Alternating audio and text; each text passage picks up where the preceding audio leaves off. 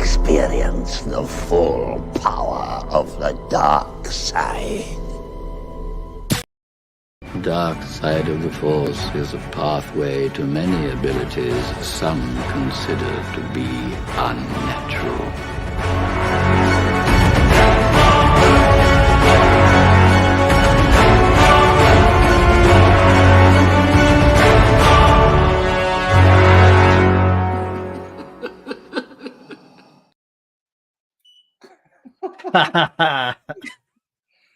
Hello there.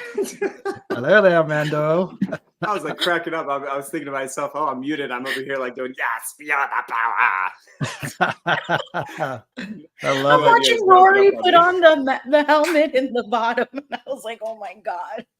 Yeah. Oh man, that is pretty sick. Yeah. Welcome to another episode of the Sithcast podcast, a Star Wars podcast where we pretty much talk anything and everything Star Wars. One of your hosts, PJ the Paradox Nerd, alongside my co-host Sean and Nilda. What's up? What's up, everybody? Sean, welcome back. I know I missed last week. I was in the mountains hiking. We missed you. Yes. Hopefully you had a good 14-mile hike was not fun. Yes. But guys, we have a really special guest tonight. We got Rory Ross from The Mandalorian. Hello, my friends. What's up, man? Thanks for Rory, coming on. Thank you for coming on the show. Thank you for the invite. I appreciate it, man. My fellow nerds. I was nerding out earlier with Sean's collection over here, and man, just I've got like I said, I have my little stormtroopers over here that my buddy got me, and then I've got Iron Man right there. So, you know, not as much as I wish. I wish I had my full man cave. Like if I was like Barney Stinson from How I Met Your Mother, I would have my like literally. This is a side note. So when I was in college, I was studying to become an engineer. Was almost going to go for aerospace. And anyway, and that process, wow. I am almost smart like a rocket engineer. No, that's awesome. He's like, I'm almost smart. Yeah. I decided to go a different way. But the point being is, I had a car that my aunt got me, and it only lasted for about a week or two, and then its timing belt or something fell off, and so she felt really bad. She gave me my $1,500 back, and I kid you not, I came so very close to purchasing a custom fiberglass stormtrooper outfit instead of doing something more productive with my. Oh, trust. We don't blame you. We don't blame you. Yeah. You're in good company here then. Because there's a lot of things that, you know, obviously we should have purchased, but we purchased something else that's Star Wars related. So you're in good company. But welcome to the show. Thank you for taking time out of your schedule to talk Star Wars with us. I like to kind of get this out of the way, because I feel like this is the best part to kind of like tell fans and listeners where can they reach you in terms of your social media tags, or is there like a Instagram? I know you obviously have Instagram, but where can they find you, basically? What I'm trying to say. For sure. They can find me pretty easily on any social media at the Rory Ross. And I try to be pretty good at trying to make sure I respond to everybody. I'm one of those weird guys though, where like even on my birthday, if someone sends me a message, I try to make sure I hit up whoever hit me up first. So I go chronologically. So it might take a while for me to get back to you, but I try to make sure I'm like, going through the proper procedure, at least in my head, I guess. Yeah. So it might take some time, but if you see me at a convention or anything, I'm pretty easygoing, definitely a goofball, and oh God, my face. What's going on? I just well, I pulled up your Instagram. I think, That's man, the look. that's got some great ones there.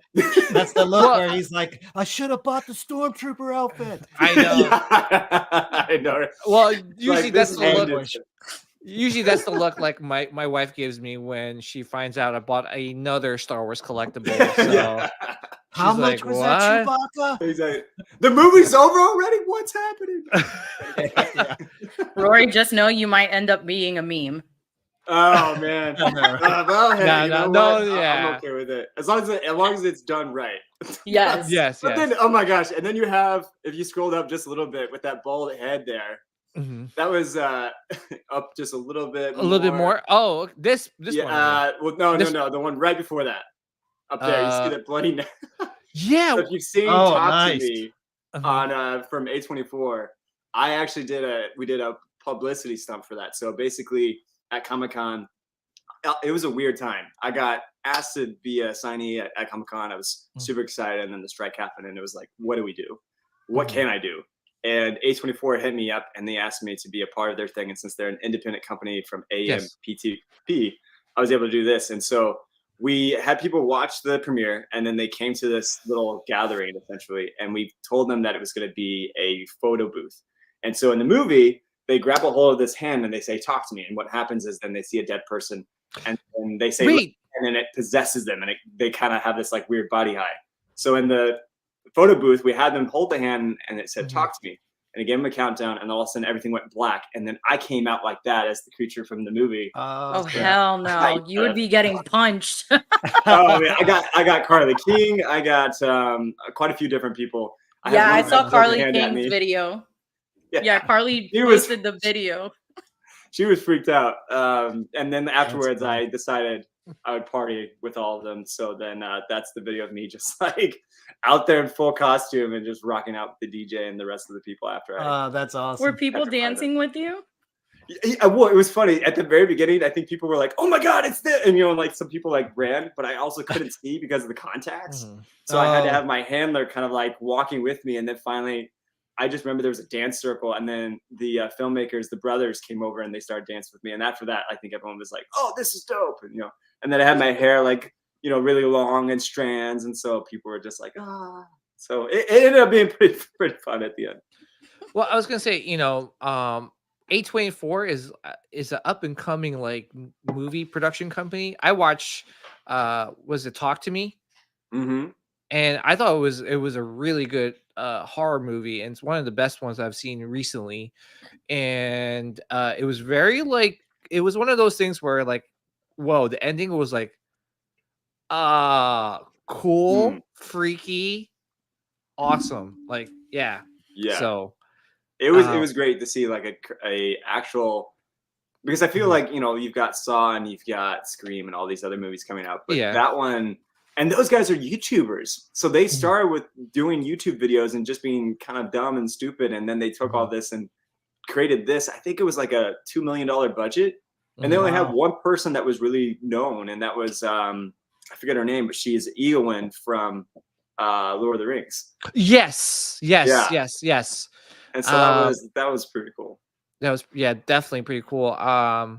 It's just one of those where, for me, when there's something different, I promote it just because, like you said, in this day and age where there's a lot of Saws, there's a lot of Screams, something like Talk to Me, something refreshing, as scary as it is. So, but I do want to talk about this. This is a really good, awesome, like, I guess, thing that you could get whenever we see you at conventions, Rory. Is that correct? Or is this only exclusive for San Diego Comic-Con? That was exclusive for San Diego. But damn, I know, it's so cool. You're like geeked. I'm an action figure. I do. And there's a crazy story behind all that. But there we did, I think it was like 20 figures. But because of the strike, not a lot of people, I couldn't say anything more about it. So this was kind of the last thing I said. So I think actually I might have 6 of these at LA Comic-Con, but that's all I have left. Damn. Yeah. So that's all I have left of that. And then 4 of those? Did you say four of them at the con? You said let's sit into the DM like, here you go. 6. You mean 3, right? 3, Rory. You meant 3, right?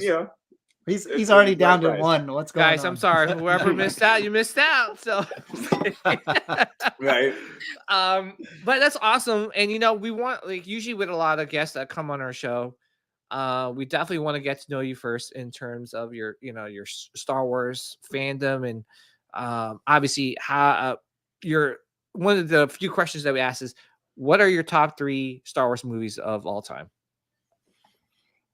So forever it will be A New Hope. And I can go more into that now or later. Man. Yeah. I would almost go Clone Wars, to be honest. I would go Clone Wars, like the animated series. I absolutely enjoyed that. I know it's not necessarily a movie. Yeah. And especially the last 4 episodes of Clone Wars goes into Revenge of the Sith. So I'd say Revenge of the Sith and then that. I mean, I enjoy Empire as well. Of course, Empire is definitely really good. But I feel like just because of where I grew up in my sort of generation, I really have an affinity for the prequels for sure. Revenge being specific. Yes, Yeah. Same. For me, Empire obviously is number 1, but number 2 is Revenge. It's just one of those. That movie aged so well. It aged like fine wine. I'm telling you, and it just. Dude, I watched that. Yeah, the whole yeah, they didn't age too well. Yeah, well. Wait, who didn't age well? The younglings. The younglings. Oh, the young. They didn't age at all. Hey, at least they didn't have to go to high school. Yeah, they were instantly. I think they got the short end of the stick, if you know what I mean. Yeah, definitely. No, but yeah, no. So really quick, yeah. So that's your 3, and with the booth you're gonna have in LA Comic-Con, what booth can you tell everyone that's going to be going to? What booth number is it going to be? It's going to be booth 1857, and it's going to it'll be myself and my buddy Daniel Romero, who also was a Mandalorian. He's the Red Mando. Nice. So, you know, I purposely made sure we were basically in every single scene together to kind of like create this cool little romance that happened, and it's been a blast being able to get him on certain signing events and stuff like that. And then there's going to be Lauren Mary Kim is going to be there, Chris Bartlett, Molly Miller. I'm sure there's some other ones there, and then a lot of the Ahsoka crew, just in general, like Natasha's gonna be there, and Amon, and then somebody else is gonna be there. I'm forgetting right now, but it's gonna be an awesome like Star Wars family. So you come over and you say hi, like geek out, man. It's gonna be fun. Oh man, if it wasn't for the holidays, I would definitely be going to LA, because you know there's a. I mean, why is it like West Coast is getting all like the cool like guests, man? Oh well, not the cool guests, but all of the Star Wars like actors and actresses. Because Nilda just went to San Francisco Comic-Con, and a lot of the people, actors that are actresses that you mentioned earlier, they were there at San Francisco. So to answer your question, PJ, because I had this conversation with Diamond Figs and Tony.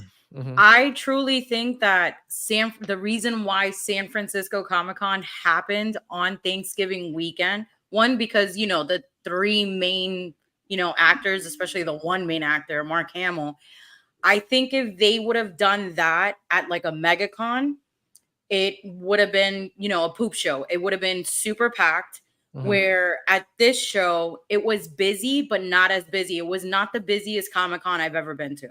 Okay. I was telling them within an hour, I did 7 signatures and 2 photo ops. Oh, wow. Wow. When in have an you hour. ever heard? That's pretty good. In an hour. That's really good. In an hour, I did the signature for Tamora for Flex. I did the signature for both you and I for Alan. Then I did Wedge's signature for me and for Flex. I did a signature for myself with Emily Swallow. Then I went to the Emily Swallow and Katie photo op, and then I went to the Ewan McGregor photo op, and that was in an hour. Wow, in an hour? That's in an hour. The fact that you got the photo ops in as well, like wow. Yeah, that's pretty. That's pretty quick. The girls' photo op was at 12:20. Ewan's photo op was at 1. Yeah, I was gonna say because I'm sorry, Sean. Go ahead. I was gonna say, how long did Hamill's take on Friday? I was in line for 30 minutes. Really? What? Yeah.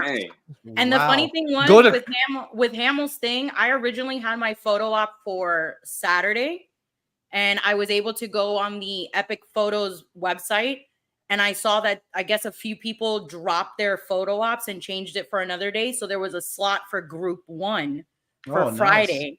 So I figured, I'd spend my whole Friday just taking care of myself, like stuff that I wanted for me. And then Saturday was just going to be for everybody else. Yeah. But like I said, to be able to get that many celebrities in a 2-day span, it was super quick. Like you can ask RMD. We literally were walking around, hanging out. Everything was done very fast. And I don't think that they would do that again at a very busy city or busy con like MegaCon. Yeah. Right. Because look how long all our friends who went to MegaCon and waited in line. I know Eben and Jason were waiting hours to meet. They're still Hayden. waiting. It's like, to meet Hayden. So why, you imagine bringing Mark to MegaCon. Yeah. You would need a whole floor just for him. And, it would take the time. Yeah. Yeah. Well, I was gonna say, so I'm assuming Rory, all of you guys are probably gonna be like all in a row, and that'd be cool. Hopefully you could come out to New Jersey. I think because Contropolis, we had the actors that you mentioned. I do know their talent agent, Justin. So some of them. Star Wars props. Yeah, I got to hang out with him a little bit, and Lauren, and so when they were. nice. Yeah. So, that's awesome. Anyway, let's get back to you, Rory. So, Mandalorian. Yeah. That's freaking awesome. And the fact that is that the original helmet? Did you take that prop? No. This is not original. That's not original. You ain't got to lie. And even if it was original, I would still say it's not the original. I'm sorry. Just FYI. That is not that's not the real one, right? Deny. Yeah. Just deny. I'm sorry. No, but that's awesome though. That is pretty freaking cool. How was it on set? Man, doing the show. Also, shout out to Daniel. I see him in the chat. That's the Red Mando, Daniel Romero. Oh, nice. Hey, Daniel. We're going to be at the LA Comic Con, so that's going to be a fun time. But I think that's awesome. To take a reference from one of our favorite movies over here, we have to go back a long, long time ago.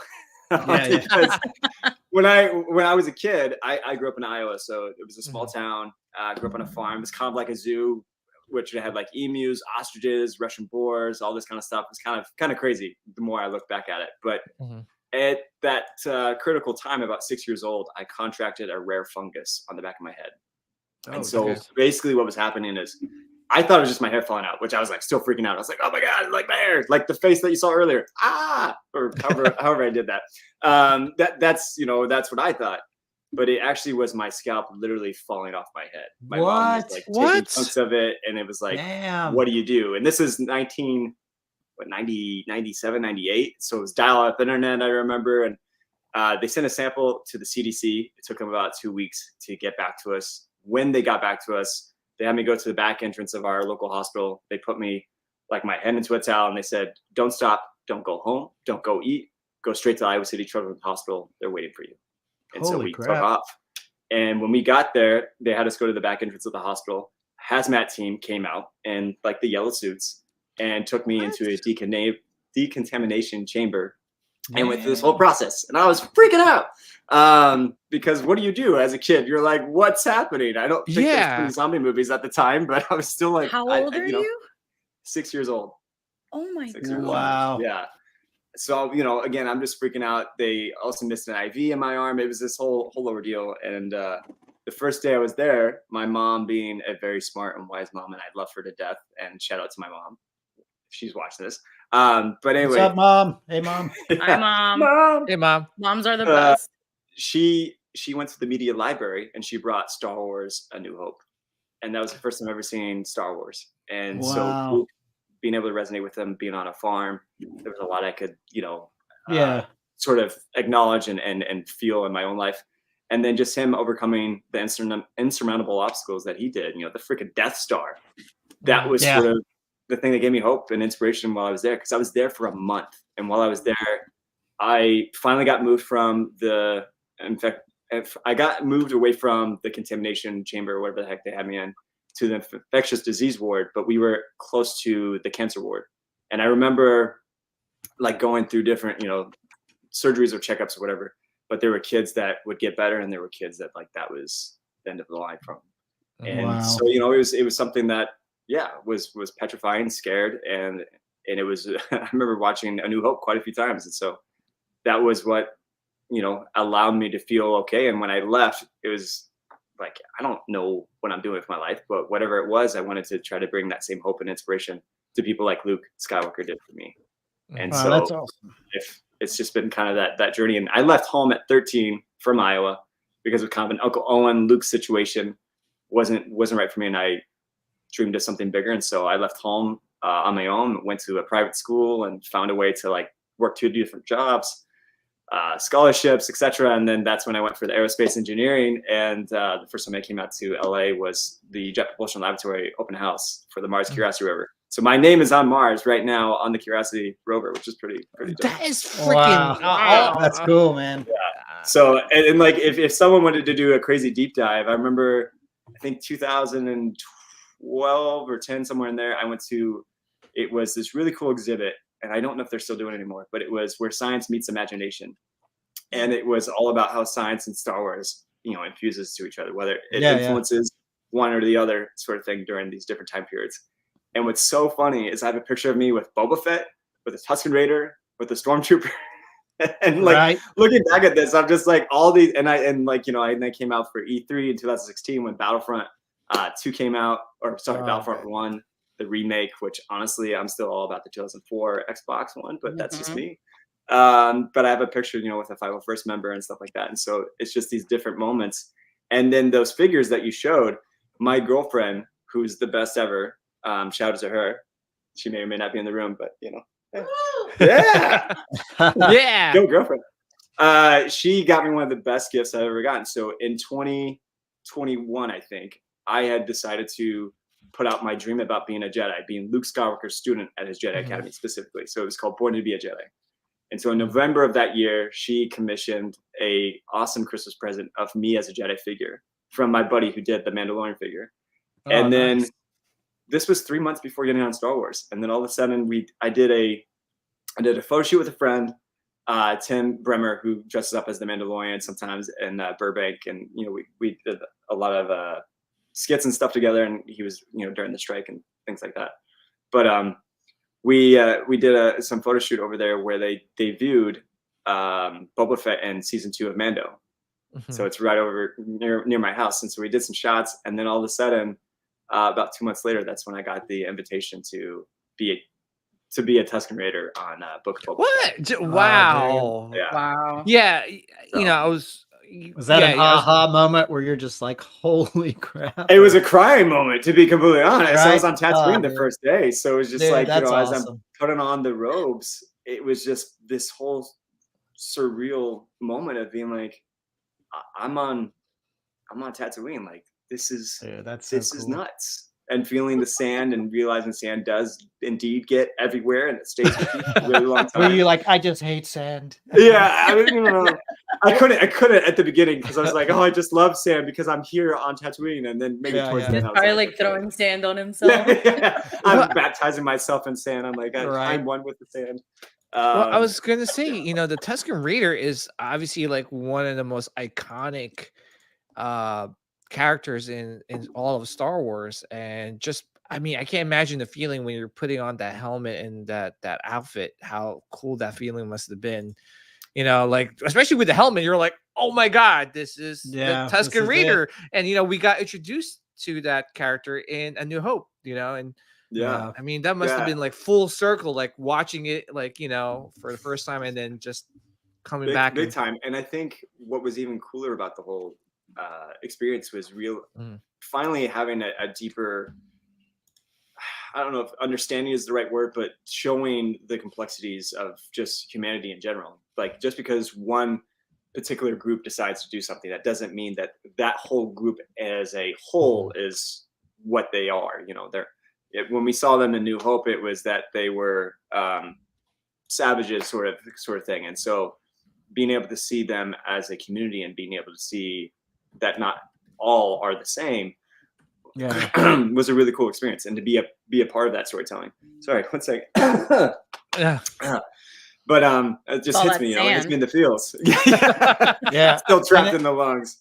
And the thing is, the Tusken Raiders were probably some of the favorite characters in the Book of Boba Fett, because honestly, I appreciated that storyline more than the rest of it. Like, I was really digging that. Well, you became more empathetic. You became more empathetic with the Tusken Raiders because you got to actually know their backstory from that group. Yeah. And that was really cool. And then also seeing, if you kind of looked more into it, it almost seemed like the so you had the Tusken Raiders ourselves, or sorry, you had the Tusken Raider kid. I'm forgetting his name right now. It was Wesley Kimmel, who also played Tate's kid Amando, which was funny, Ragnar. But and then you had the Tusken Warrior and the Tusken Chief, and those were kind of the different stages of Boba's life. We see him in sort of that Tusken Raider kid where he's innocent, he doesn't know what's going on, he's following the way, he's following the path. It's kind of the same thing. Tusken Warrior, that's when he's like at his prime, but yet he still has to answer to somebody. And the Tusken Chief is like, I'm here for my people. I don't have to answer to anybody, but I am here to be a leader. And that's sort of what he kind of becomes in the end, or that's what he's trying to become as we see them in Tatooine, which is really cool. Yeah, that's awesome. We do have some questions already. One of them from Omega 095. Question for Ross: will any Mandalorian that have Force sensitive become Knights of Ren? I think that's an interesting. Yeah. I feel like what he's this individual is trying to get at is are there any Force sensitive Mandalorians in the Knights of Ren? And that, whether I knew the answer or not, I would never be able to answer. But it is an interesting. It's like, I mean, it is an interesting question to know whether or not a Mandalorian, quote unquote, what, because it's like, as we saw with Mando himself, he's not quote unquote a Mandalorian race. He was indoctrinated into it and became a Mandalorian as part of the creed. So that's a kind of an interesting question. I don't know. Yeah, I mean, deep dive. And but that's the one thing with Star Wars fans is that, like, if we don't know something, there's like our imagination just like runs wild, and we're like, is this? I mean, oh my gosh, I think who's the Abeloth? If I heard Abeloth one more time, it's like, oh my gosh. It was like Mephisto. Remember when Mephisto I'm was telling the thing? you, Abeloth is gonna happen. I would be really curious if they go that route. I mean, I feel like Abeloth is gonna be, because we were talking about it this weekend when we were sitting in the lines at San Francisco. They've been chit-chatting and throwing Natalie Portman's name out there a lot, and with the 2025, that would be interesting. With 2025 Japan celebration, there's rumors that because it's the 25-year anniversary of Revenge of the Sith, the three people might show up there, and she may be actually the, what is it called, the mother. Yeah, the mother. Wow. If you look at the story, if you look at the backstory of Abeloth, and you look at the story of what happened to Padme, that is the mother. Look it up, and then we can have a discussion about this another day. It's just one of those things. Is that like? Oh, I'm sorry. Go ahead, Rory. Oh no, I was gonna ask. Did you ever play Vader Immortal? Yes. Because remember, we hear her in the stone. Yes. Things that make you're thinking, right? Yeah, but they've been throwing her name out a lot recently in the news with Star Wars. Yeah, and I was gonna say that's just that's the beauty about Star Wars is that, especially we don't know something, we just start theorizing. Especially when back then we just only had the 3 movies, and you're trying to like figure out, okay, what happened in between the movies, what happened before A New Hope, and you're just things. What did they mean? Like, oh, I once knew your Obi-Wan said to Luke, oh, I once knew your father, and then you're like, whoa, wait, what? And then, but Jake, you're not wrong, man. They friggin' Dave Filoni brought in the Mortis arc, and then to see them bringing the statues in at the very end, and then also it looked like the same sort of Mortis, the castle or whatever. You see the little diamond on the top of it. And plus, the theory's been going on this weekend that I've been seeing people posting it everywhere on like different Star Wars channels. The scene, Balin is actually supposed to be completing what Anakin should have completed as his task. And they feel like that's why he was at that statue, that whole pivotal scene where he's on top of like the father at the end of Ahsoka. Right. They feel like Balin is actually trying to finish whatever Anakin was trying to do, which was actually bring balance to the Force. I don't know if I'd go quite that, or at least personally, I don't know if I'd go. I feel like either he's hearing the sun or he's hearing Abeloth. I don't know if it would be so much of, like I feel like he's it's not necessarily he's trying to bring balance, but I feel like he's kind of that anarchist. He's like, everything needs to restart. Yeah. Go to shite. Sonny Jim is. I'm curious to see what I'll do. Yeah, we got another question. And guys, keep those questions coming. Sonny Jim, did Rory work with Robert Rodriguez, and how much did you shoot in Manhattan Beach? Ooh, someone knows about Manhattan Beach. I'm really curious there. I didn't say anything. They wrote that. Oh, somebody just. I think Austin just grabbed my headphones. Hold on a second. Uh-oh. He's got music coming in. Let's see if we go back. Dang. Okay. To answer that question, so yes, Robert Rodriguez was on set. I can't say I worked like a lot with him because I think he was busy on some other stuff as well. But yeah, we shot some stuff in different locations. Nice. Okay. We're gonna leave it at that. I will leave it at that. They're contracted where they can't say where these places were at, so somebody must, know their research and know where they Well, I think or they live or they live close to that area. I'm trying to think in the gallery what they because I know they'll show different things, but I don't know if they've actually shown where they've filmed stuff. So I don't think so. I don't think they said it in the gallery. No, I don't think so. Yeah, and you don't have to say anything, Rory. I mean, yeah. We don't want you to get in trouble. Yeah, we don't want you to get in trouble. Roger. You could just say it was a beach. Yeah. That's all. Just not where. Right. Well, I was gonna say, did you get a There was chance sand. to have? There was sand. Yeah, there's a lot of sand. Well, did you get to hold like a gaffy stick? I mean, like that's must be awesome. I got to do the whole thing, and what was crazy is I got to be the Tusken Raider Elder. So, this is kind of what's crazy. So they had paused right before the holidays, and then they came back afterwards. And the gentleman that was doing it, why am I blanking on his name? It's a friend of mine. He and I are like the exact same height and everything. He was the one that got to do all the robing of Boba. So that was not me, but it's the same Tusken. And then that's why when you see me later on, they shot things out of order. So you see me in, was it episode 1 or 2 with the alien head? And that's when I got that cool little shot there. And then we also got to do the stuff where it was a riot. It was when Boba brings in the speeders and we're just like dismantling them, thinking like, oh, we need to just scrap it. It's like, no, what are you doing? And then in one of those scenes, one of my buddy just like keeps throwing the thing, and they just left it in the gag, which was really fun. And it's like, who cares? But I was only in Boba Fett for like 2 weeks, but then I went into Kenobi right after that for 6 months.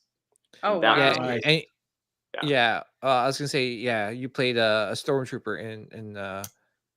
Yeah, I played a stormtrooper. Then he and I also shared a Melito. So if you look at the it's in the cantina scene. It's when he finds the rogue Jedi.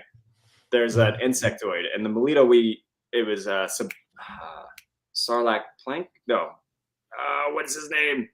He was supposed to be in Force Awakens, and I don't think he was used, or he was only used minutely, and he's in the visual dictionary.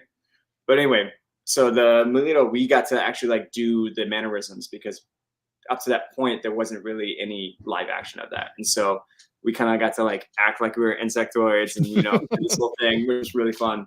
And then originally, you see me just a little bit, but originally I was supposed to pass Obi as he's leaving the spaceport. Now, when you're in this mask, I could barely see. Like there was a small little sliver, and because it's supposed to be like I'm looking straight, I can only see down below, just like a few inches. And we had to tell everybody. We had to say, hey, like listen up, we can't see, da da da. And so we start off the scene, and then I start going, and I'm walking, trying to just be like, all right, well, if something happens, somebody's gonna tell me. And all of a sudden, I feel this bam, and I turn around and I look, and all I see is the ground. They haven't yelled cut. If they don't yell cut, you got to keep going. So I turn back around. I'm like, okay. So I thought maybe I hit a wall or something. I stop, and at the end, they're like, dude, did you do that on purpose? I'm like, I have no idea what you're talking about. And he's like, it's like, I can't see. Like I took him out with it, and then they said it was like I some kind of alien thing at him because I I'm looking at him, but I couldn't see who it was. Mm-hmm. And then we tried to do it again, and then Ewan, I think they thought it was going to be a good thing, so they were just trying something different. And then the second time, Ewan and I ended up holding hands. It didn't work out well. Because it was all up to him to be passing me, and because I can't really see, and so then it was like one of those things. But and then in that mask in general, I remember when we switched around and we were doing the different take or different angle, I ended up being like an NPC because I'd walk and I'd hit a wall, and so then still they're not yelling cut, so I'm going like this, like okay, finding the edge and then walking away that way. So I'm sure there's some funny bloopers somewhere. I didn't really show a lot for that gallery, which was really sad. We shot so many different things. I think they were just mostly more focused because it was like a reunion with Hayden and Ewan. So I think it kind of took away from it, which not to the little people, but you know. Yeah. Because then I also got to do I'm trying to remember if they kept it, but and I'm forgetting what planet. It's where they find the path. It's me and one other gentleman that were walking and doing the patrol, and then later on, I'm the stormtrooper that like basically goes on a headpiece, and I call for Darth Vader, and then him, freaking Dimitri. I forget what Dimitri's last name is. He is a tall man, dude, and big dude, built. Yeah, but he's the kindest guy ever. He was a circus performer. His movements were very controlled and concise. But man, when he had that outfit on and he's doing the stride, I did not want to mess with him. I was just they actually did like a con in Fort Myers with all the Darth Vaders. So it was like the Darth Vader from Rogue One, it was Dimitri from Kenobi, and then the Darth Vader from Revenge of the Sith. And Dimitri was literally like, this was Dimitri, and then this was everybody else. And you could hear people going, wait, which one's? Yeah, people were staring at Dimitri, and I remember this one girl walked by, and she goes, "Wait a second, which one's the Darth Vader?" Because it was like, literally take a guess. Dude, I'm telling you, like I'm 5'2", and to have to see some guy and go like this. Oh man, it was like, wow, like they make people that tall. Yeah, know, right? And he trained for so long on that, and then like also. But it'd be funny, like when he come out of the mask, like usually he would kind of smile a little bit. He went, and I'm sure he's talked about this before, where he kind of went into this inner darkness, and he really festered upon that stuff. Because I know after we finished shooting, he had some issues like trying to kind of get out of that character because of all the rage that he had to go into, and like how the whole thing about Anakin supposed to be a master, and so now it's like this is what he feeds on. But like it'd be kind of funny, like when he'd come out of that, and he put it back in. And then when he was grabbing Will Leong, he's the dad that he like lifts up and throws up in the air, and he's just like holding him, and then he grabs this chick and is like dragging her across the floor. I was like, oh my god, like this is crazy. Oh jeez. Do I like George? Jury out for that one. You can be honest. Just be honest. Be honest. We're a very honest show. He became more likable. I feel like as I watched him in Clone Wars, kind of having that comedic relief, and also understanding that Jar Jar was for kids. It wasn't like he was ever supposed to be. That I don't know, but I am really happy for Ahmed Best. I saw him on set when we were filming Mando, and I kid you not, I originally thought he was supposed to be Mace Windu because I actually came around the corner and he's talking with a few of the creatives and stuff like that, and I saw him in his outfit, and I know he turned on the purple lightsaber, and I was like, "Oh God, I'm not supposed to." Yeah. Like, I'm going to the bathroom, and I remember looking at him like, "Don't mind me, I'm just da-da-da-da." And I remember seeing him, and I was like, I knew he looked familiar, but it was such a quick kind of instance. And then when I saw it on screen and I saw him come out, I was like, "Oh my God, yes, Ahmed, go, buddy!" And so that was cool. I'm glad he got his due, and he's well, he's gotten some more love, Yeah. Well, for me, I've liked Jar Jar, and like you said, I'm very happy for Ahmed. I got a chance to meet him in Contropolis, and I was gonna say is that it was cool. I got to meet him and talk to him for a little bit, but it just kind of sucked. The guy who was, I guess, working next to him, that's like, I guess, part of the, I don't know, the convention crew. He was like, "Hey man, like, just get your thing and just leave. I'm like, what? Like, I'm talking to one of my people, like, actors that I loved back in, when I was a kid. Like, no, don't take this moment away from me. So that was cool. He seemed like a very minute. Come on. Yeah, that was cool. He was such a cool guy, and I'm very happy for him. I'm sorry, Sean. I'm sorry. I think you had a question. Yeah, Rory. So what was more surreal, playing a stormtrooper or the Tusken Raider? Because the stormtrooper's so iconic. I mean, they're both iconic, but yeah, like what putting the armor question. on, or like, oh, look, that's a tough one. That's a good one. I was gonna say that was a really good one. I stumped him. You know, Did it invoke like two different feelings, like when you put the armor on versus the Tusken? Yeah, it just puts you in a different mindset.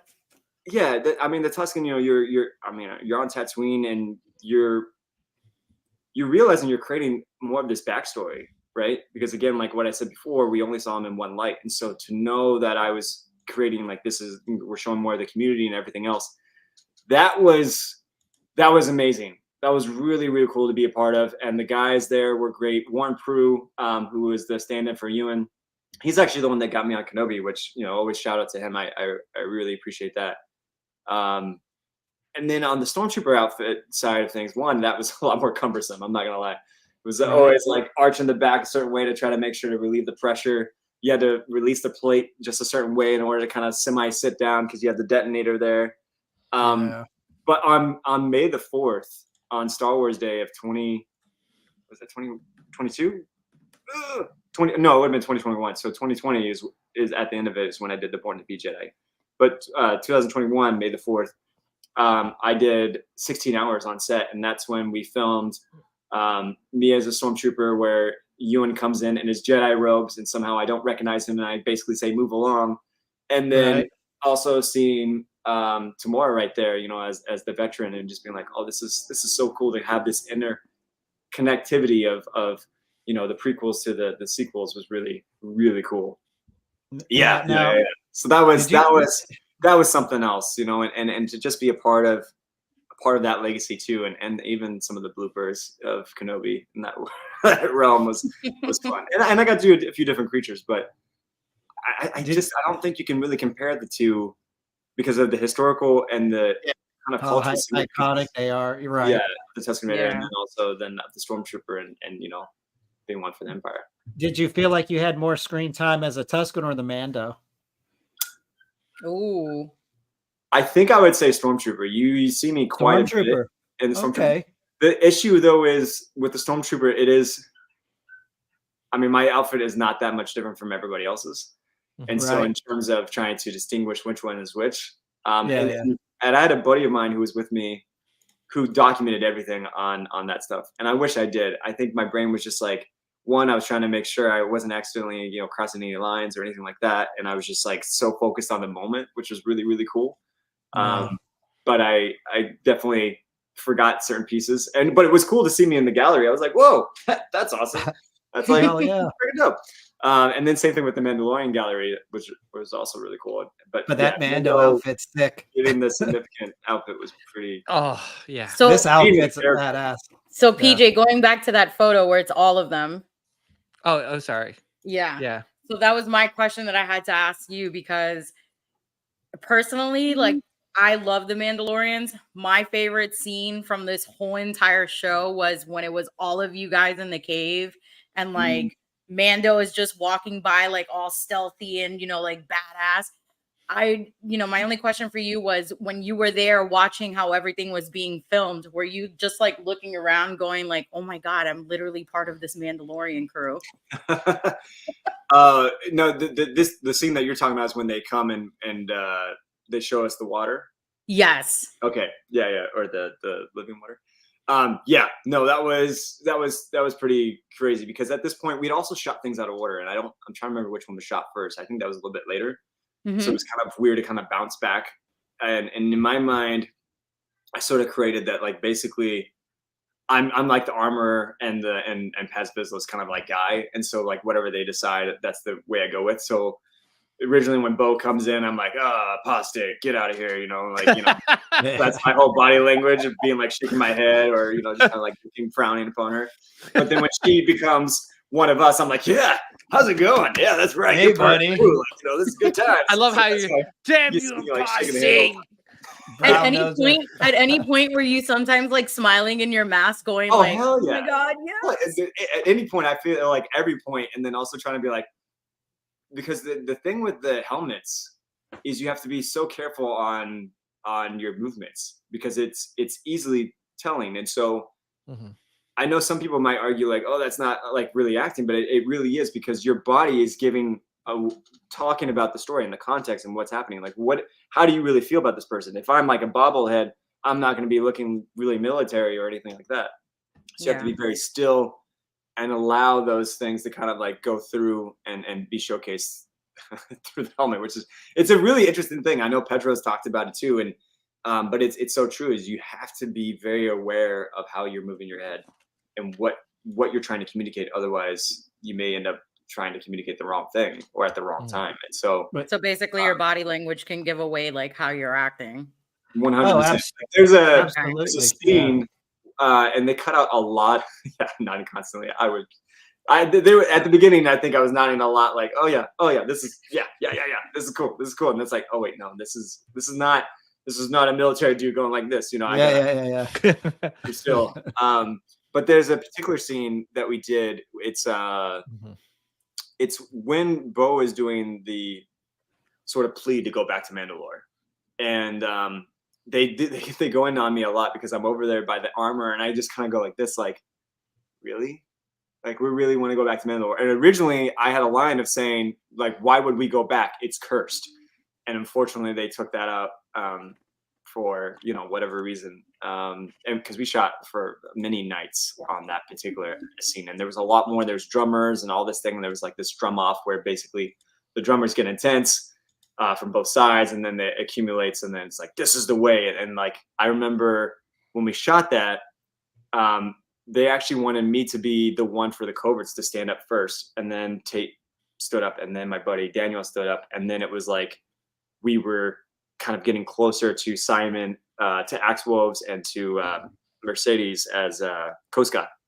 And then at the end, Koska and Mercedes and I would kind of act like we were like, like, hey, how's it going? And you're like, I know I can't see you with your helmet on when like what she's talking to me, but like I'm like I can see you, and being like almost like trying to do like a Mandalorian date app thing happening. Oh my gosh, that's awesome. You smell real nice. Yeah. we had a lot of fun. Your helmet. What is it? I look so shiny. I love the weathering of your helmet. Right. Do you need your helmet shined? I can. Yeah. Do you need your helmet shined? You need shiny buff. But anyway, we had a lot of fun with that. And we joked around. I want to make that into a t-shirt, like have two Mandalorians stare at each other and just be like, need that helmet shined. I might be able to, you know what? You give me an idea. I might. You should do that as your next outfit for the next con. Maybe have it on the back side of it or something, and then pour Mandalore on the top. Oh my god. We have another question from Jake. It goes, also, Rory, I'm just curious, seeing that Marvel's going R-rated next year, you think Star Wars has room to do more mature content in live action like KOTOR? Knights of the Old Republic. Yeah. That's a really good question. I'm glad that they are still doing a rated R, especially in terms of Deadpool, because it's hard to see a PG-13. Not that they couldn't do it, but I feel like you lose a lot. To see a Star Wars rated R, it would be interesting if they did that, like almost like they were going to do with Level 1313, which was, I think, supposed to be rated M for mature. It was a video game and it was exploring the Coruscant level. The underworld of I think Coruscant. I'd be curious to see that. And Andor almost is kind of teetering that line a little bit for me. Which I like. I like the darker and the storytelling, even though it's a little slower for some people. I like it giving us all this context and then kind of seeing also not just the inner workings of, how everyone's getting treated by the Empire, but also the actions that are happening even inside the New Rebellion, and the shady of the line between black and white in terms of to what extent they go to, because we know saw Guerrera and like how far he goes, and he's like, hey, it's all for the cause. If we kill people, like that's what it is. But we just are trying to get out of this, basically being slaves for the empire. And then others are being like, well, that's that trying to be more politically correct, I guess, in a sense, And so, I think Star Wars, like a level 1313 would be pretty cool. I mean, R-rated Mando helmets. Yeah, you just take them off. That's bow, chicka, bow, wow. It feels like that's gone overboard there. Yeah. Well, so I have a question. Is that like obviously from the Mandalorian, you played the Mandalorian covert commander. I'm assuming because you have the commander pauldron. Got that pauldron. Yeah. Yeah, and that's very like such a great nod to like the storm. I guess it's a more of a Star Wars thing to have that pauldron. If you had the pauldron, your commander type of situation. Did they give you a backstory to who this character is, or did you kind of make up your own? Loosely, I would say. So you notice also I have a lot of Stormtrooper elements on me, like the gauntlets and things like that. Even my leg brace on one of the sides. I forget which one exactly. So it was kind of I can't remember if they said this explicitly, but it was sort of imagining that you probably took this off somebody at one point or another. The only really backstory they gave me that I'm trying to remember is that basically I was Tate's right-hand man. And so that's why wherever you see Tate, I was also, right there. And one of the first things I think we filmed was when Ragnar gets rescued. And that's where we sort of established it. And so I remember also, I tend to go all the way. Is sort of my thing. So like when they would be like, this is the way, that I'd be like, I was the loud one. And I'm sure in some of the scenes I can actually hear myself. It's just how I am. I was like, you're like, whoops. So yeah. So when they bring Ragnar I guess they didn't edit that. Yeah. When they bring Ragnar back, he's like the first one to ever survive that creature.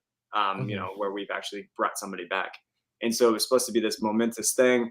And I remember they were trying to kind of get that out of us, and it was hot, and those outfits are, not the lightest by any means, especially for the guys. A lot of the guys, I would say our armor is probably 10 to 12 pounds. And then the jetpack is another 10 pounds, give or take. Oh, wow. I was going to ask you, how much did the jetpack weigh? Yeah. Yeah. Well, maybe not 10, but sometimes it felt like that. I would say at least 5. And you had to have help. Were they strapped onto you, or were they strapped onto something in like the back? It was hooked in, so you had to. There was a magnetic clip, and then also you had to like set it and lock in there. Okay. Yeah. For a lot of the girls, they were mostly like rubber, so they they weren't. I won't say everybody's on female side was that, but there was quite a few, and so you got some long days that you're shooting, and it's hot, and the sun's beaming down on you, and so people were like, "This is the way," and I was like, "No!" So I started going like this, like hitting my gauntlet, going like, "This is the way," and like just going back and forth. And I hear some people behind the camera started laughing and be like, "Yeah, this is what we want," And so then I like went up there and said, cool. Did the Mando shake, and and so I brought the energy for that. That's awesome. Well, I was gonna say, that's awesome because we had Tate on the show a couple months back, but and shout out to him. Obviously we know what happened to Tate. Tate's character, the Heavy Mando. Well, we were fortunate enough. The night he was on the show was the night that it aired. Yeah, and it was pretty awesome. It was pretty awesome. But I was gonna say though, now that you're mentioning it to me, now that Tate, Heavy Mando is no longer with us, right? It seems like you're next in line. Now, do you see yourself having a bigger role? I mean, that would be really there's gonna be. I mean, for me, that's awesome because we got you on the show. We're talking about this, and next thing you know, you're in season 4, and you're the guy who's kind of taking over. I can't speak on that. All I can say is, if fans really resonate with the character and then also with me as a person, that certainly does not help, or certainly helps. Certainly. Oh, okay. You know what I'm saying? Yeah. Yeah, of course.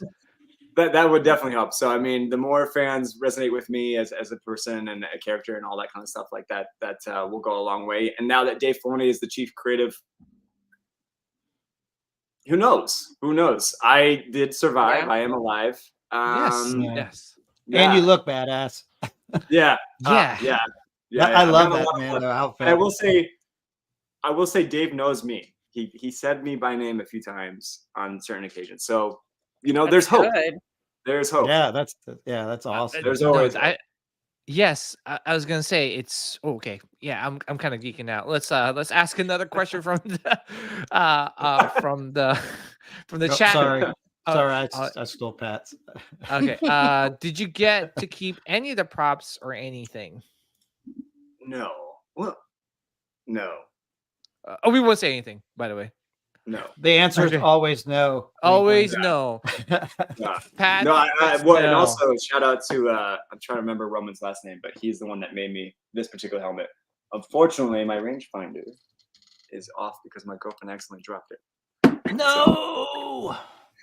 Yeah. See, I think I tried can doing that for Tate. I tried making Tate like a heavy Mando helmet out of one of the Death Watch helmets that I had. And I brought it to the con to him to give it to him as a gift. And he was like, "No, I'm going to sign this for you." He goes, "And then you're going to keep it." And I was like, "What are you doing? I wanted to give this to you." Oh man. Yeah. No. So and I've had some incredible fans reach out. Who's just been amazing. I mean, because I don't know if I mentioned this before, but basically anytime I do an autograph or anything like that, except during the strike, it went to the entertainment community fund because there were so many other people being affected by the strike. And so since I was doing That's a little awesome. something, I wanted to make sure that I was able to contribute, even though I wasn't on the picket line as much. But in general, 5% of everything that I make, autographs or whatever it is, that's going to the Iowa City Children's Hospital. So that's the hospital. Oh, that's awesome. Oh, my that's stores. awesome. Yeah. So the first time we did an autograph event was on May the 4th of this year, which was really cool. And Brendan actually joined with me. He signed a few different items, and he and I are both kind of from Iowa. So his grandpa, John Wayne, is from Iowa and is a huge icon over there. And so we did some items, and I think we raised over $1,500 for Iowa City Children's Hospital, which is really That's great, man. amazing. That's great. That's awesome, man. That's so nice to hear. So for the foundlings. yes. There you go. For the Yeah. That was that's really cool. cool. He signed the Pulse rifle, and then my buddy Tim Bremer, who, like I said, dresses up as Mando. He just likes to give. He loves to brighten kids like days, and so he actually like built a foundling group, and so he was like making Mandalorian helmets for people for free for their birthdays. wow. So he 3D printed that for me, and then Brendan signed some blaster rifles as well, and then it was a really, really cool experience. That's cool. PJ a little blurry. Oh, sorry. All right. Just gotta throw it out there. That Christmas or going on. Yeah. So Snow globe. yeah. Yeah, and then I guess was there another question, and did I miss anyone? Were there any surprise people that were Mandos or Tuscans? Yeah. Well, I mean, for sure, seeing Mercedes was really cool. Like when I saw her and Simon, I was like, oh my gosh, I know exactly who you guys are. Right. A lot of other people didn't understand the implications of that. And I was like, no, that's pretty big deal. Just like I was Mercedes. I've always wanted to meet her, but I've like been hesitant. She's cool. I mean, I've had a great experience with her. And then what's funny is so in Orlando, I did a signing event. That's where she's from. And there was some comic book store I was invited to. And what happens to be is it's Vault something. They have a behind the scenes, or not behind the scenes. They have a speakeasy also in there. And anyway, Mercedes came in with her friend, and she's walking by, and then she looks, she's like, Rory? And I was like, what are you doing here, Mercedes? She's like, I live here. You're like, I'm just checking out this bar. I was like, what the heck? And so it was like kind of catching up and see how she's doing. Yeah. Because she was going through the rehab after what happened with the incident with her ankle, which was right after. It was actually this day. So right after we met each other at Comic-Con Revolution, she went and was wrestling for the new, I forget, was it Ninja? What is it? I forget, because she went from the WWE and then she went to something else. But she was Japan, the New Japan something. Yeah. New Japan Wrestling Foundation or something like Yeah, that. I think it's New Japan Wrestling Foundation. Yeah, so she did that, and then I guess she jumped love off her over there.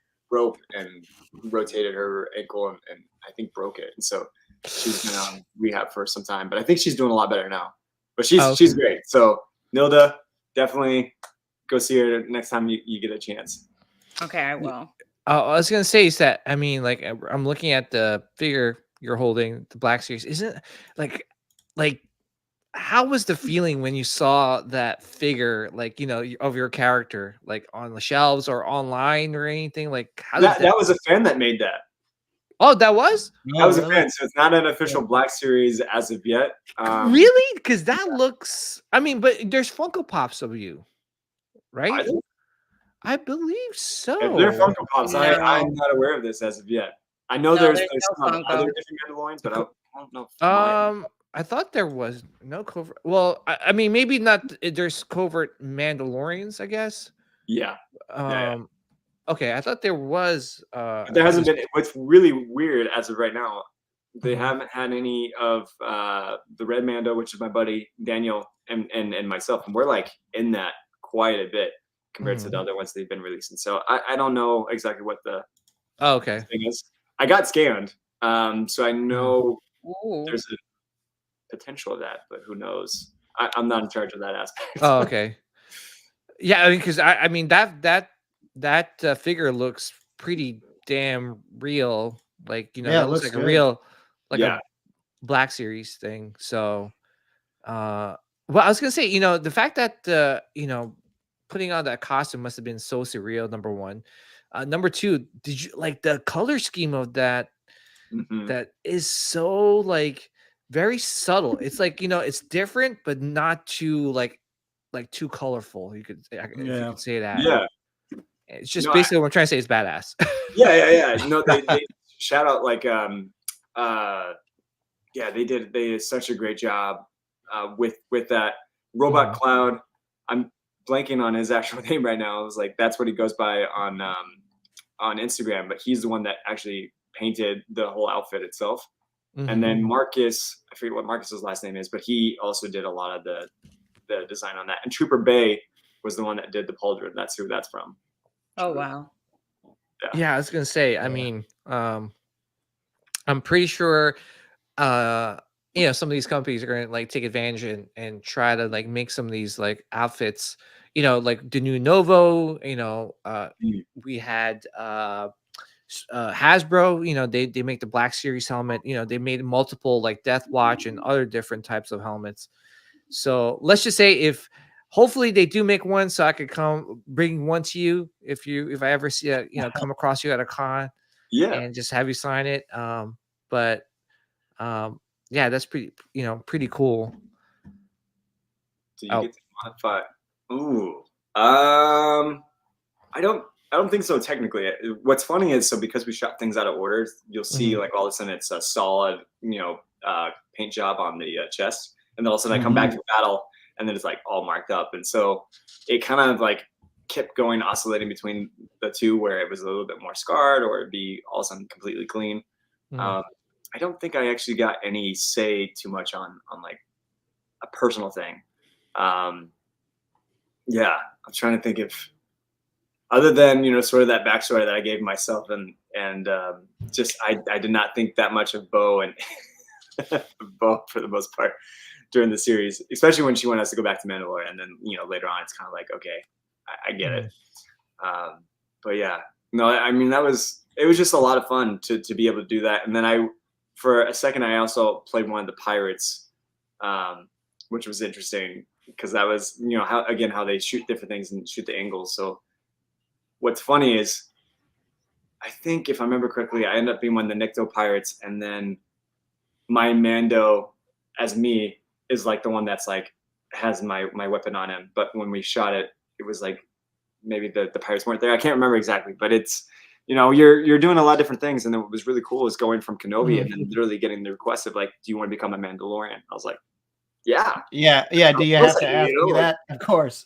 Yeah. So it was a very quick answer. And then, you know, just, you know, being able to do that. And then because, you know, I got to work with them on different at that point, 2 different series prior, you know, they were like, hey, let's put you over here. And so then I also was a Biff over there with Jack Black and Lizzo, that scene. Oh my god. Okay. Wow. They were a riot. They were definitely goofballs and doing a lot of singing in between. Oh yeah. Oh yeah. Oh, I can't geez. imagine. Yeah. Well, I was gonna say, you know, you played the Tusken, you played a stormtrooper, a Mandalorian commander. What would be like your ideal like role to play in Star Wars? Luke Skywalker, if not Jedi Academy, and then getting trapped in the world between worlds and coming out with Rey. Wow. Oh wow. So you thought of it. He's already thought. Oh, of it. you already thought about this. Okay, that's awesome. He's been plotting. He's been plotting this the whole entire time. I'm like, if Dave is watching this, just throw that in. He answered that so quickly. He was like, I was "Wait, like, what?" oh wow, that's very specific, Rory. Like, finally, I get to pretty answer awesome. this. Yeah. That would be the thing right there. Right now, you can see it right now if you go on Instagram, Path of the Lost, and I think it's also on my Instagram. But we're also doing a Star Wars fan film that kind of is the embodiment of my journey and how I was inspired by, you know, Star Wars and kind of going through. And so it's that's cool. I'd like to see that. Edgier tone to it, but you can see the teaser as of right now. And then right now, I was waiting for the strike to end because, you know, of optics. I didn't want to work on something Star Wars related while that was all happening. But that's what we're working on right now, is kind of telling my own story in the interim. And then hopefully, you know, like I said, if the fans resonate with who I am and they like what I'm doing, think I'm a good guy, a good person, and also obviously a good actor, then, you know, then that, who knows what can happen from there. Yeah, that's awesome. Yeah, well, I was gonna say, I mean, that's one thing about Star Wars is that, you know, which is different from multiple IPs out there, is just that, like, you know, a lot of us Star Wars fans like to gravitate to a lot of the characters that are in the background. You know, I mean, look at Simon's oh my gosh, I'm drawing a blank. Cosca Reeves, you know, Axe Wolves. I know the name. It's just anyway, but you know what I'm saying. But like a lot of people loved him and you know, oh my gosh, Mercedes. Yes. Yeah. So it's just one of those things that, like, yes, you know, I think your character has a lot of potential, and obviously, hopefully, we get to see you in Mandalorian season 4 in a bigger role, so that, you know, I could tell everybody, like, hey, you know, we had that guy on our show, we had our guy on the show, but yeah. But is there any like other IPs that you would like to work on? I know you have like a lot of like Marvel stuff in the background. Yeah, I mean. You know, would you like to be in the MCU at one point? Marvel would be really cool. I would definitely love that. Lord of the Rings would also be really interesting. Oh yeah. Okay, like the Amazon. Yeah. Oh, thank you, man, Daniel. So Daniel also, for all the other friends, like I said, he's the Red Mando, but he sent out all the best vibes. He wants to become a Power Ranger. Oh really? Oh wow. I could see that happening. Yeah. So that would be, Daniel, you'll look good. Already good kicks and all that kind of stuff. I would be interested in being a Power Ranger a little bit, because when I was a kid, let's just say there was, you know, it wasn't always the best environment to grow up in. Kind of leave that vague. But I used to go off in the pasture and I would pretend that I was a Power Ranger because it was a way to escape. And so there was the Silver Ranger named Zane, which is my middle name. And I had like a phone and I would go ahead and do the dial up and be like, morphin' time. And then I'd, you know, take on people. So that would be cool, kind of just like, even if it was a small moment of just being like, hey, you know, a completion aspect of it. But Daniel, all the way, yeah, he definitely wants to do the Power Rangers. That's cool. Which Ranger? Ooh, he'd probably want to go Red Ranger if I was guessing. Yeah. How about you, Rory? I would Silver. If I could be Zane, or like, you know, be as Zane, yeah, like some multi-dimensional universe. Like show up for a hot second and be like, kick some butt, and then be like, all right, you can never see me again. You know what it is too? Yeah. So I you know, I grew up in the 80s and 90s, and like my brother, he was a big Power Ranger fan. And for me, obviously, I'm like the old man, like, get off my lawn type of guy. Wait a minute, there was Voltron. Get out of here. You know, like my brother was like, oh yeah, I love Power Rangers. And I remember him watching it like after school every time we got home. So that's pretty cool. Yeah, so I think we have another. What are Rory's thoughts on Rebel Moon coming out? Yeah, because Zack Snyder originally wanted that for Star Wars. My girlfriend worked on that, so Oh, really? Wow. Really? Bring her in. Let's see what she's got to say. Can she tell us? No, she killed me. No, she was on the artistic side. She got to help out with the early concept art. So I saw that's a bit of that. That's cool. beforehand. Yeah. I'm curious. You know, and I'm happy for Zach. I think also in that I know when he was doing Justice League, you know, he had to leave because his daughter. Yeah. And that's you know, I can't even imagine how that was in going through all that and then having your project go to somebody else and you know, etc. So to see him now get his own vision and be able to play that out, I think is really exciting. That's kind of creepy with the whole head going out. Yeah, sorry. But yeah, you know, I'm excited for him on a personal regard in that respect, and then also I'm curious to see the storytelling. Like I said, I've seen the concept art, but I don't necessarily know the full storyline. Right. Oh, wow. Yeah, I'm very curious too. Yeah, I think it's supposed to air soon, right? I think so. Yeah, it's gonna be coming out soon. They've been like dropping a whole bunch of trailers and just like doing a lot of promo about it. I'll be quite honest with you, if it does amazing, I think Star Wars dropped the ball by not picking it up. With Dave, I'm really curious and hoping, you know, I really enjoyed Ahsoka. I know that, you know, maybe there was a little bit more they could have done storytelling or less sort of talking their thoughts. But I mean, for Clone Wars and Rebels fan, I was enjoying that so very much and seeing all the different pieces come together there. So I'm curious to see what's going to happen. I think with Rebel Moon, they probably had it done for a minute. They were just waiting for the strike to end so they could do promotional with actors. Because really, the only thing that kind of came out during the actor strike was Oppenheimer and Barbie. With like, I want to see Oppenheimer. Oppenheimer is amazing. Yeah, they did such a great job. Yeah, maybe this weekend I'll rent it. Yeah. It's definitely a good movie, and I got the chance to watch it on like the IMAX whatever. Oh, you saw it on IMAX? And I was just like, whoa. 70, was it 70 millimeter? Yeah, 70 millimeter. I was just like, whoa, okay. It was just like behind the scenes of how they made that is amazing. Yeah. I'll just say there's an element where you see like it looks like an atom that is circling above his head, and he's like supposed to be thinking like, oh, this is how the atom is gonna go ahead and attach, and then you know this combine or whatever. They did that as a real practical effect right above him with like different elements. It's like magnetic. Really? Yeah. Oh, that's crazy. Yeah. So yeah, keep an eye out for that. Hats off to them. And I was going to ask you too. One of my last questions is that like I see a lot of stuff in the background. You know, us Star Wars fans, we love to collect. Is there anything that you collect in terms of Star Wars or just anything in general? So right now, my girlfriend hates me for this. I'm currently welcome to the club. My wife hates a lot of stuff. An R2D2. That's third scale. So this is from Fan Home. I've been collecting boxes for almost 3 years. But they've been piling up in our room. But what's cool about it, and so for those that are big nerds like me, you get basically the first few pages are all about behind the scenes of how everything started. You know, so like I think this one is now up to this is talking about Revenge of the Jedi, Return of the Jedi, and how they changed the name. Then you've got a few pages about in universe of like the different cybernetic companies that made droids and stuff like that. And then the last pieces are literally about like how real life application, and then you have like you're making the R2. So it's going to be a third scale. Yesterday I built the lightsaber ejector. So basically what's going to happen is R2 is going to pop up, and then I have a motor that I just put in where it's going to hit a spring, and then the lightsaber. Oh, really?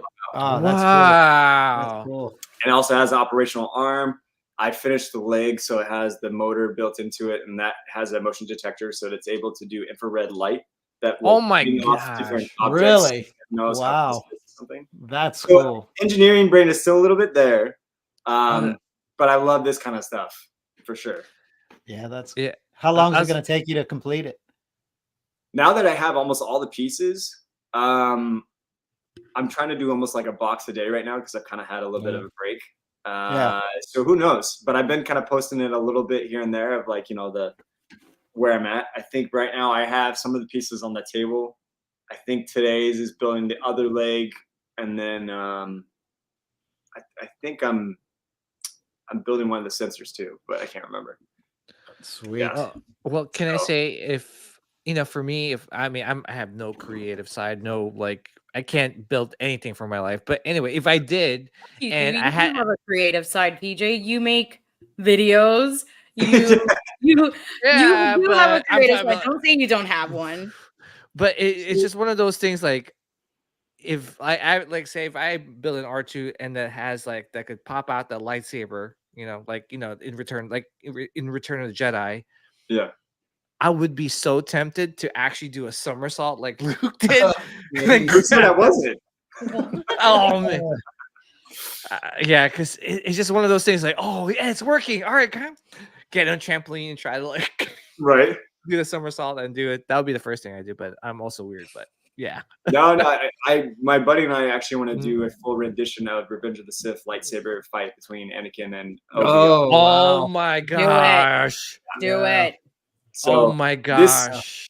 not this week, but the week after, I'm doing a 2-day class of lightsaber form combat. So I'm learning all the 7 forms. Oh And my doing it. gosh. Play Darth Vader for Vader Immortal and for Jedi Fallen Order. So gonna be learning the 7 forms. You just gotta tell Filoni, like, listen, you gotta tell Filoni, I'm trained as a Jedi. It's like, come on. Yeah, How funny.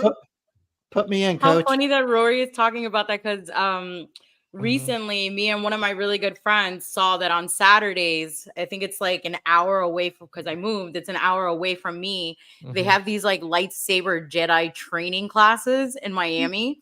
And we ended up buying the package. So I haven't really told anybody, so I'm telling you guys now. No. I've been doing it for like the past 3 weeks. On Saturdays, I don't post shit. I've actually been doing like learning how to wield a lightsaber. It's been so embarrassing. I've hit myself like twice in the face. Oh man. I wish they offered that around here. I mean, because I would Dude, it's a good deal. It's $20 on Saturdays. It's the people who help out with the 501st, but they're all part of like I think it's like a lightsaber guild. And just the criteria. Yeah, so the criteria basically is like you got to bring your own lightsaber, but it can't be like they tell you to buy like the cheapest one because they're gonna be teaching you how to clash, but other stuff it's like when you're learning how to do the spin, you're gonna be dropping it a lot. And you also don't want to get smacked by, one of those like Black Series ones because they're freaking heavy. Yeah. Oh wow, and that's cool because and Rory, obviously I'm a big Revenge of the Sith guy. I still think that Battle of the Heroes is the best lightsaber duel. I mean, I know a lot of people love the Darth Maul scene with Qui-Gon and Duel of Fates, but I don't know, man. It's just like when you watch Ewan and Hayden just go at it, it's just beautiful to me. Especially when you see the behind the scene that Nick Gillard, he did. It's like, wow, how fast they're spinning that, and it's actually Anakin Hayden. He did that even in Ahsoka. He showed off. He still got it. Yeah, I was like when he did that, like my wife was like next to me. I was like, My wife was like, okay, can you relax? You're such a fanboy. Like I'm like, hey, if you didn't cry when Luke Skywalker came out of his X-wing and Mando season 2 finale, then I don't know. But, oh my gosh. Yeah, we all know Sean did. Yeah, I was close. I wasn't go that far, but I actually stood up out of the chair and was like, that was the first time in a long time where I was like, oh my gosh, like I turned into a 5-year-old. Oh yeah, it was cool. Pretty cool. Yeah, that was the best. Well, I was gonna say, honestly, Rory, like, this one thing with us is that like we could go honestly forever talking about stuff, especially like when we're talking about like Battle of the Heroes and some of our favorite Star Wars scenes. But I just want to say that like it was such a pleasure to have you on the show. Yeah, absolutely. And honestly, man, I'm telling everyone, You heard it here first. Like, you know, Rory right-hand first. man of Heavy Mando. I mean, there's someone that has to take the mantle. So, you know, Dave Filoni, you're the new creative. I don't know what's his new Chief title. Creative Officer. Chief Creative Officer. Make it happen. He knows. I'm sure he knows already. I'm sure it's already like, you know, Got an brewing in his idea. mind.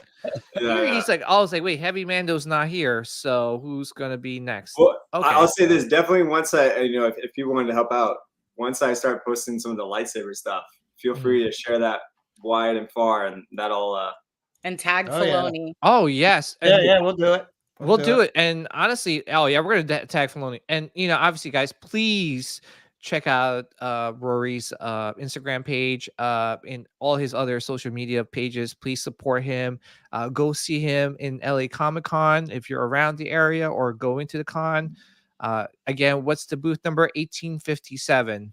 Yeah. So yeah, I mean, I would promote his other thing that he's gonna be. He has a couple of things, you know, the figures that he has left, but you know, obviously, I want a couple of that. He wants one for himself. Good. Well, And I think we're going to be doing some clothing too before Oh. for too long, and so then again, that proceeds, or not all the proceeds, but part of the proceeds will go to the Children's Hospital. Yeah. Nice. Aw.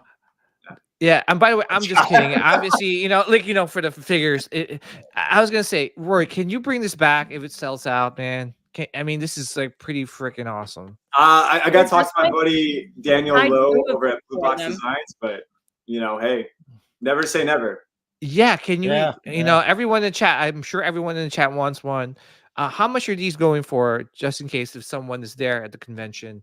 So and- at SDCC, I think they were going 120, but I think LA Comic Con they're going to be 100. Oh wow. Yeah. Just Yeah. because since this was supposed to be for Comic Con, I'm like, you know, I just want to make sure that they do get out to some fans. And then I have these cool. I mean, I could run and get it. Actually, I have these cool metallic plates that this will be the first time that they're. On Oh yeah, sale. if you have it, Yeah. you want to show it real. Yeah, we'll hold. Enjoy the Stormtrooper as I. Yeah. Yeah, no, I just, you know, that thing is such a unique like item, you know, to have Oh, signed. yeah. Because usually, you know, you go to a lot of the booths, and you know, Nilda, I'm sure you saw it. Like, there's usually a lot of pictures and things and stuff that you bring, but to actually kind of buy that something unique like that figure, it would be super cool. Well, you can ask Sean. Like when we went to ICC, they had like an artist that was part of the con, and he was making Oh. the figures for everybody. Oh, like the stuff that we nice. got. Yeah. Oh Yeah, yeah, oh, yeah. wow. So That's these are awesome. metallic plates. Yeah. And I've got what's really cool is I also have ones with Daniel and I on them. Oh Wow, that's sweet. wow. Yeah, those look good. And like I said, we'll both be at Comic-Con, so I'm sure we're going to come up with like a little combo deal to make it easier for people.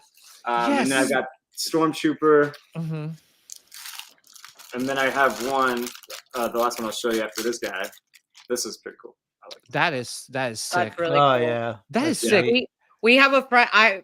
Some of us have a mutual friend that his name is AMC Plaques, and he actually makes plaques like that. And I've been taking them with me to cons. Like I'll message him and be like, "Hey, I'm gonna meet." Like for instance, I'll say I'm gonna meet Rory Ross, and then he'll find out who you are, and then he'll be like, "Oh, you know, do you want him as a Mando? Do you want him as a Stormtrooper or a Tusken Raider?" And he'll make it. And like the last couple Yeah. cons I've been going to, I've been taking those metal plaques with me. They're so good.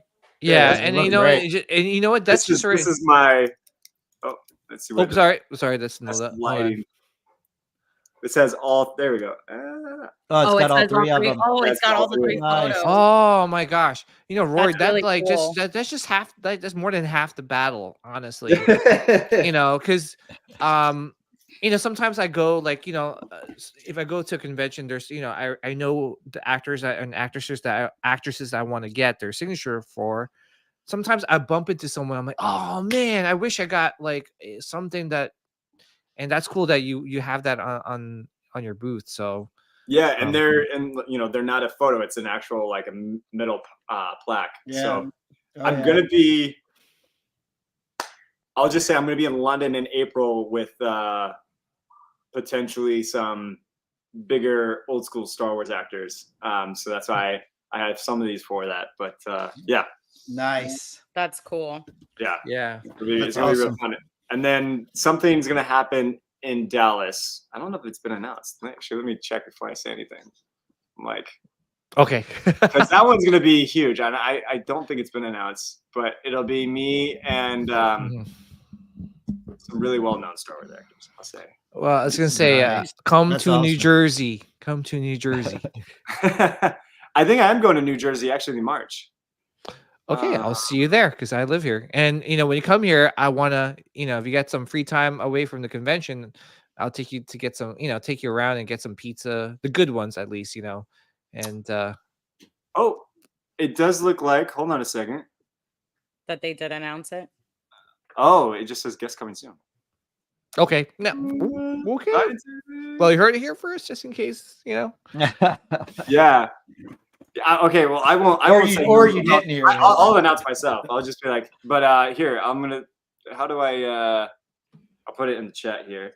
Okay.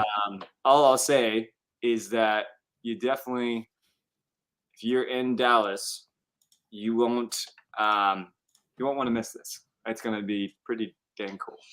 Wow. Oh, Go to Dallas. Put it up. When you go to the cons, like, quick question before we wrap it up. I've always wanted to ask somebody this. When you get the offer to go to the cons, do they tell you, like the promoters of the con, do they tell you ahead of time like who's gonna be there? Usually. I mean, sometimes it'll be kind of flexible and depending on where I am and the sort of like, am I the higher tier guest or am I kind of like, afterthought, come over. Yeah. But usually, yeah, they'll let me know. And this year was kind of weird because of the strike. But I will say, like next year, there's a chance I'm going to South Africa. I have London for sure, New Jersey, Dallas, like 3 times in Florida. I feel like there's some other stuff, and I might be going to Germany too. Oh wow. Okay. Yeah, Nice. so I have quite a few there. But yeah, definitely. If you want to pin that really fast, that's something people should definitely check out. I guess the site's active, but it just says guest coming soon. They were supposed to announce it last Friday, but it's gonna be Maybe they weren't trying to compete with San Francisco Comic-Con. That's probably true. I saw that too because usually they've got a lot of stuff going on or they're affiliated marketing helping out other Star Wars events, Or it's one person that was at San Francisco Comic-Con that could be there. An old farm boy. That's a good point. Is this just an only Star Wars? Yeah, only Star Wars. Oh my old gosh. school too, man. Oh man. Well, this one isn't necessarily. I don't know. You guys. Okay, we're gonna get him in trouble. We're gonna get. I need to let them Asking him questions. Yeah. Let We'll them leave it at announce that. it. I'll Let announce them that I'm gonna be there, and that's it. Yeah. As far That's as it. I'm gonna be safely able to say. Don't ask him anymore. Yeah. You And this is don't going to need be to know strictly these Star Wars. extras. Okay, you count me in.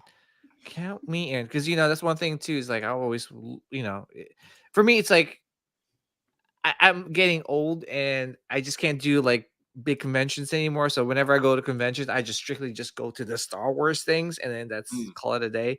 And it's nice to have something that's strictly everything Star Wars.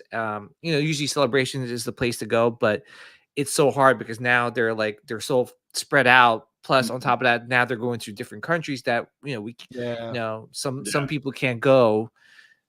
So no, that's cool. We have a good range of guests, and I think Order 66 Collectibles is going to be there, so there's going to be a lot of Star Wars toys and all that stuff. So if you're a Star Wars fan and there's only one place that you can go. Okay. All right. Okay, you're speaking my language. We'll definitely. Yes.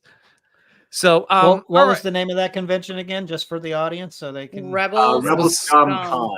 Yeah, Rebel Scum Con. Yeah, so everyone can book. They're more vocal on their Facebook page. Yeah. This site is only for the con itself.